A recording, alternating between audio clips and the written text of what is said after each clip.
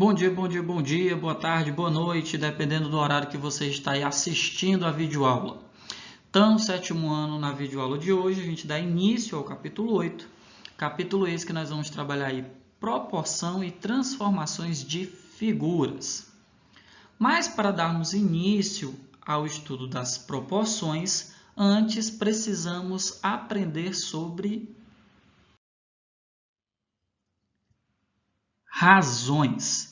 E aí na videoaula de hoje nós vamos aprender o que é uma razão e em que situações do nosso cotidiano as razões são utilizadas. Vocês vão se surpreender com o que vocês vão aprender na nossa videoaula de hoje.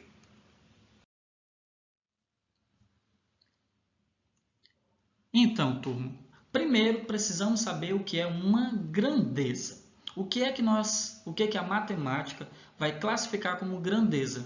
Para a matemática, turma, grandeza é tudo aquilo que pode ser medido.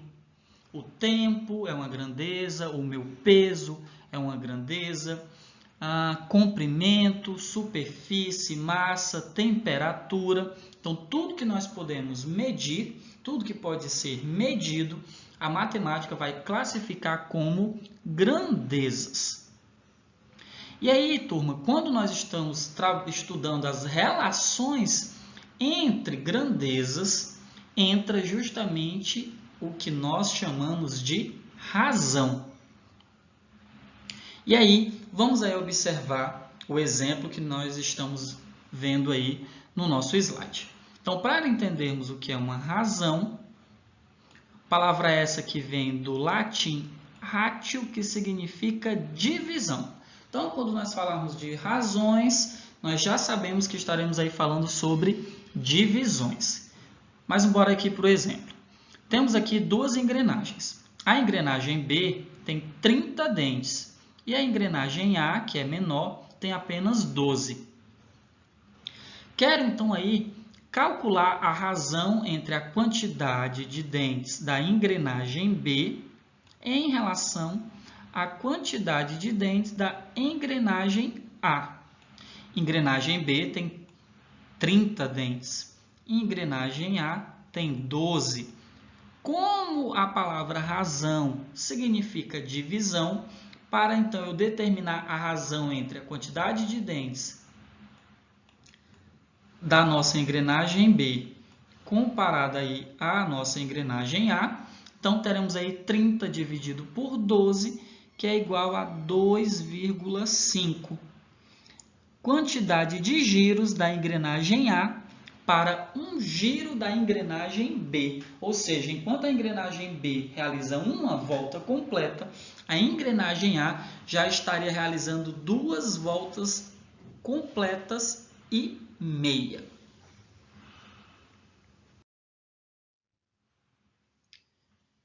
Então, turma, dois números, x e y, onde obrigatoriamente esse y é diferente de zero, dizemos que a razão de que a razão de x para y pode ser indicada pela fração x sobre y ou pelo quociente x dividido por y.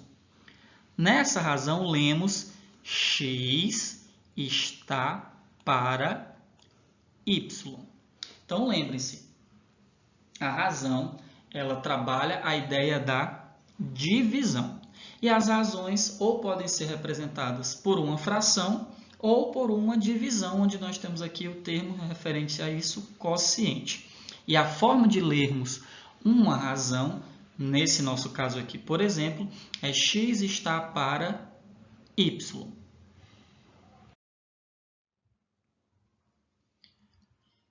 E aí, turma, dando aí continuidade, note que ao escrevermos uma razão, devemos considerar, olha só, isso aqui é muito importante, devemos considerar a ordem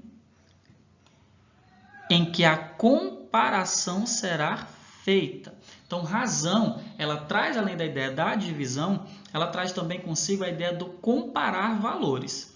Por exemplo, se invertermos a ordem na comparação anterior, ou seja, se escrevermos a razão entre a quantidade de dentes da engrenagem A em relação à engrenagem B, nós não teremos mais a razão 30 está para 12, e sim 12 está para 30.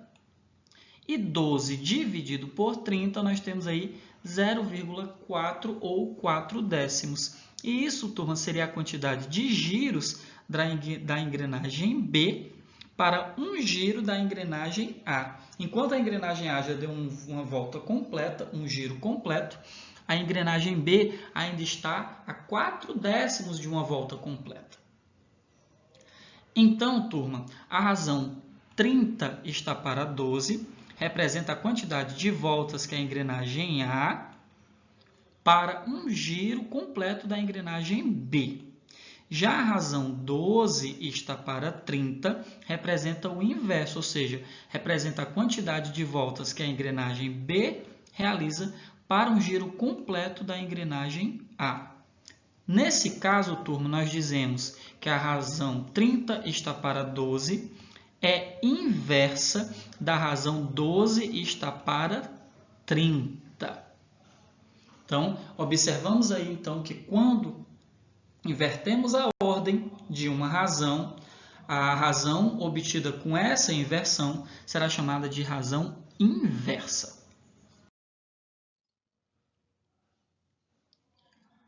E aí, para fixarmos melhor, vamos dar um resumão do que eu falei agora. Uma razão é inversa à outra se o produto entre elas for igual a 1. Vamos aqui observar um exemplo, turma. A razão 4 está para 5 é inversa à razão 5 está para 4, pois se nós observarmos, 4 vezes 5 é igual a 20, 5 vezes 4 é igual a 20, como uma razão representa uma divisão, 20 dividido por 20 é igual a 1. Ah, professor, eu sempre vou ter que fazer essa multiplicação para ter certeza que as razões são inversas? Não, turma. Vocês podem observar a posição dos termos. Observa que na primeira razão, o 4 está na parte de cima. Na segunda, o 4 está na parte de baixo. E o mesmo aconteceu com o 5. O 5 estava na parte de baixo e passou para a parte de cima. Como eu inverti as posições, então as razões vão ser inversas. Mas, para vocês terem ciência, matematicamente falando, duas razões vão ser inversas quando a multiplicação delas for igual a 1.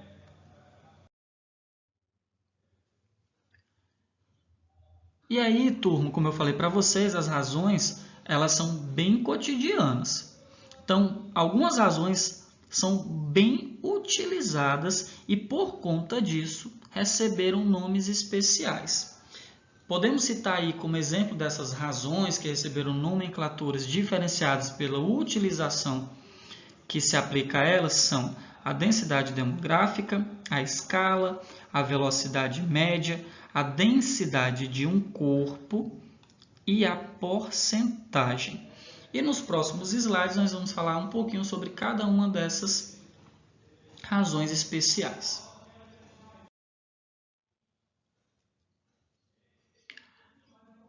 Turma, densidade demográfica é a razão, ou seja, é a divisão entre a quantidade de habitantes e a medida da área de uma determinada região. Essa razão é medida em habitantes por quilômetro quadrado. E olha só, de acordo com as informações que nós temos aqui ao lado, certo? Podemos calcular a densidade demográfica aproximada do município de de Japurá. Então, olha só. Vamos entender aqui de novo. Lembre-se que nós não podemos inverter a ordem das razões, senão acabaremos aí errando a questão, errando o cálculo. Então, a densidade demográfica é a razão, ou seja, a divisão da quantidade de habitantes. Ou seja, olhando aqui, ó, nós temos 7.289 habitantes. Então, é a divisão entre a quantidade de habitantes pela medida da área de uma determinada região. Então, a A área territorial desse município aqui, do Japurá, é de 55.792 quilômetros quadrados. Então, está aqui, turma. Realizando a divisão de 7.289 por 55.792, vamos ter aí aproximadamente 0,13. Isso significa dizer que a densidade demográfica desse município é de 0,13 habitantes por quilômetro quadrado. Mais uma vez frisando, densidade demográfica é a divisão entre a quantidade de habitantes pela medida da área de uma determinada região. Outra razão aí muito conhecida, também muito utilizada aí pela geografia, é a escala. E o que seria a escala? É a razão, ou seja, é a divisão entre as dimensões de uma reprodução e as dimensões do objeto representado. A reprodução, turma, pode ser o mapa de uma cidade, a planta de uma casa, a maquete de um prédio, por exemplo. Mas sempre vai ser a divisão da medida da reprodução pelas medidas do objeto que foi representado nessa dimensão. Ou seja, vamos ver um exemplo para ficar melhor para vocês aí essa compreensão. Então, turma, temos aí o mapa do estado do Amazonas que está sendo representado. A escala é de 1 centímetro para 310 quilômetros. O que isso significa? Significa o seguinte, turma, que no mapa, para cada 1 centímetro, no tamanho real, eu terei 310 quilômetros, ou seja, 31 milhões de centímetros, certo? E aí, como é que nós representamos? Nós já vimos anteriormente, mas vamos frisar novamente, como é que nós representamos essa razão? Podemos representar desta forma aqui, por meio do quociente. 1 está para 31 milhões, ou nós podemos representá-la na forma de fração. 1 está para 31 milhões, ou 1 centímetro está para 310 quilômetros. Então, olha só, turma. A distância em linha reta entre Japurá e Manaus, no mapa, é de 2,4 centímetros. Então, obtemos a distância real em linha reta entre essas duas cidades fazendo o seguinte cálculo. Eu vou pegar 2,4 centímetros, que é a distância no mapa, na representação, e vou multiplicar pela distância no tamanho real, que é de 310 quilômetros. Então, turma, realizando essa multiplicação, 2,4 por 310, nós teremos aí 744. Isso significa dizer que a distância real em linha reta entre Japurá e Manaus é de 744 quilômetros. Então, escala, certo? É a razão entre o tamanho da representação que foi feita. Essa representação pode ser uma maquete, pode ser um mapa, comparada ao tamanho real, ao objeto real, certo? Sempre nessa ordem. Medida da representação em relação à medida no tamanho real. E escala é muito utilizado aí em mapas pela geografia.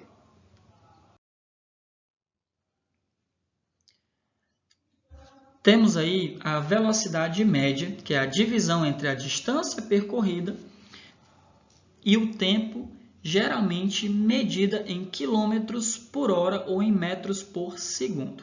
Vamos ver aí um exemplo. A velocidade média de um automóvel que percorreu 260 km em 4 horas vai ser calculada de que forma? 260, que é a distância percorrida, por 4, que foi o tempo gasto. 260 dividido por 4 é 65. Então, turma, isso significa dizer que a velocidade média desse automóvel foi de 65 km por hora. Lembrando que essa velocidade média ela também pode ser representada em metros por segundo. Olha uma curiosidade, turma. Se a velocidade média desse automóvel foi de 65 km por hora, isso significa dizer que a cada 1 hora ele percorreu 65 quilômetros.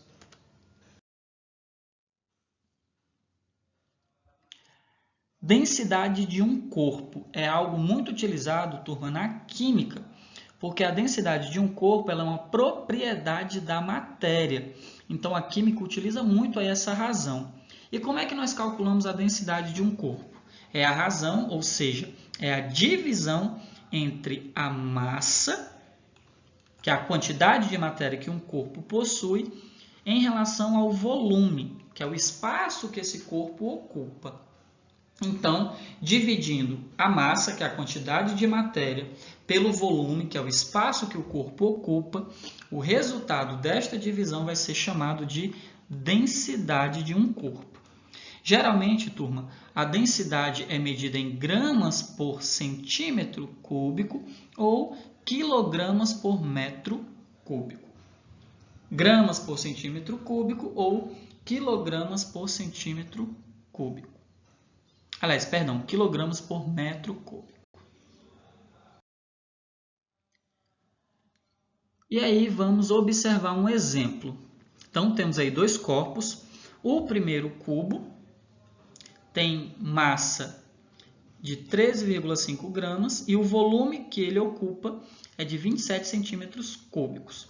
Já o nosso segundo cubo tem massa igual a 210,6 gramas e apresenta o mesmo volume que o cubo anterior, porque eles estão aí ocupando o mesmo espaço, eles possuem o mesmo tamanho. Então, 27 centímetros cúbicos. Lembrando que a densidade é massa dividido por volume. Então, a densidade do nosso primeiro cubo vai ser igual a 13,5 dividido por 27, que é igual a 0,5. Ou seja, a densidade do primeiro cubo vai ser de 0,5 gramas por centímetro cúbico. Já no nosso segundo cubo, teremos aí, lembrando mais uma vez, densidade é massa dividido por volume, então teremos 210,6 dividido por 27, que temos aí como resultado 7,8. Isso significa dizer que a densidade do nosso segundo cubo é de 7,8 gramas por centímetro cúbico. E aí, turma, quem é o mais pesado? É o primeiro cubo ou é o nosso segundo cubo? Pelo valor aqui apresentado, já sabemos que é o nosso segundo cubo. O cubo cinza é mais pesado, é mais denso do que o cubo marrom.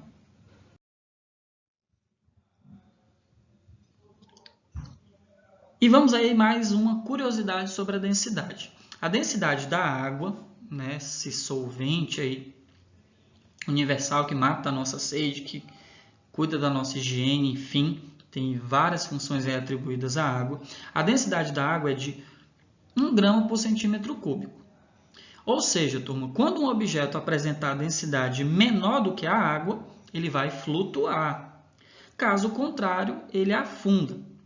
Portanto, se esses dois cubos forem colocados na água, nós já sabemos que o cubo de madeira, que é o marrom, ele vai flutuar, porque a densidade dele foi de 0,5.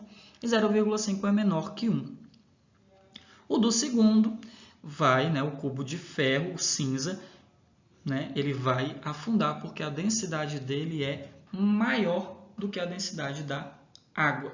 Então, por isso que alguns objetos flutuam, boiam na água e outros não, por conta da densidade. Se o objeto for menos denso que a água, ele boia. Se ele for mais denso do que a água, ele vai afundar.